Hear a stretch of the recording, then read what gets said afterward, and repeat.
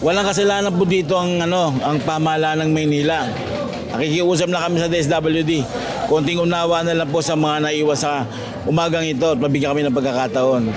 Alam naman po natin lahat, nagtaasan ng gasolina, apektado kami ng gusto.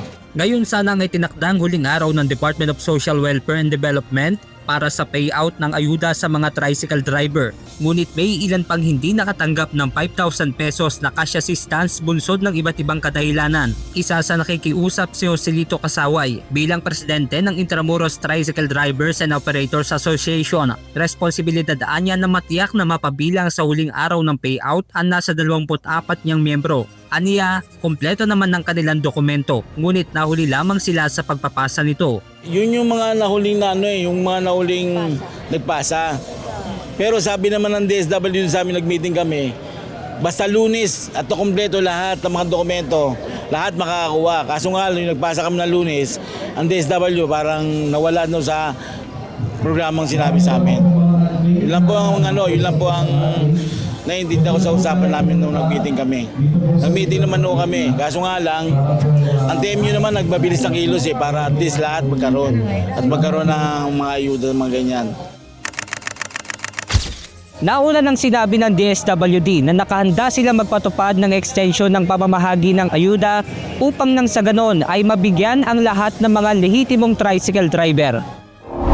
Sa naunang panayam, sinabi ni DSWD Secretary Rex Gatchalian na bukas ang ahensya para sa tricycle driver na hahabol makatanggap ng ayuda. From day one, sinasabi namin, kung sakaling hindi nyo matagpuan ang inyong pangalan sa listahan, pero lihitimo kayong driver, ang gagawin nyo lang, magpupunta lang tayo sa inyong local government unit at iaapila natin doon. At masisigurado naman na maipapasok kayo sa listahan.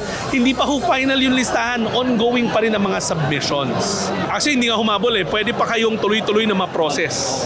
Hindi naman namin sinara yung proseso Samantala, ilang tricycle driver naman ang nananawagan na sana ay madagdagan pa ang kanilang ayuda na matatanggap. Ayon kay Mamerto Umakam, simula noong tumaas ang produktong petrolyo, naging matumal na rin ang kanilang mga pasahero. Parang ayaw na ng taong mag-ano nga rin sa tricycle nga rin Naging matumal na nga rin, nagtitipid na nga rin din sila. Kilala na lang po. Magwala kang suki, wala. Tsamba-tsamba na lang kung may maligaw. Ganun lang. Si Caroline Aranas naman, sa kabila ng pagiging babae ay pinasok na rin ang pagiging tricycle driver upang may maipang sustento sa dalawa nilang anak. Mahirap kasi araw-araw gigising kang madaling araw.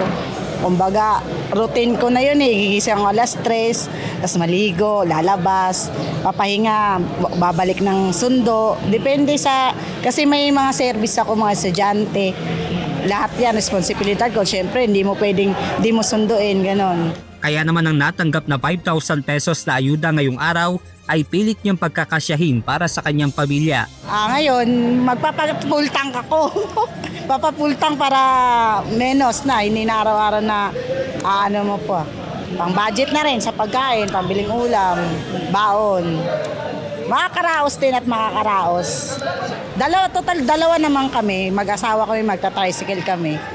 Tag-isa kami ng paaral, ganon. Sa tala naman ng Manila Social Welfare and Development, sa naunang 2 araw ng payout sa Ermita, Manila, umabot sa 1,700 tricycle drivers ang nakakuha ng ayuda, habang nasa 253 naman ang hindi nakakuha dahil sa wala o expired na ang driver's license at may ilan na gumagamit naman ng national ID. Kaya naman paalala ng MSWD na tiyaking updated ang lisensya upang makatanggap ng ayuda sa inaasahang susunod na payout na itatakda ng DSWD. Benedict Samson, UNTV News and Rescue.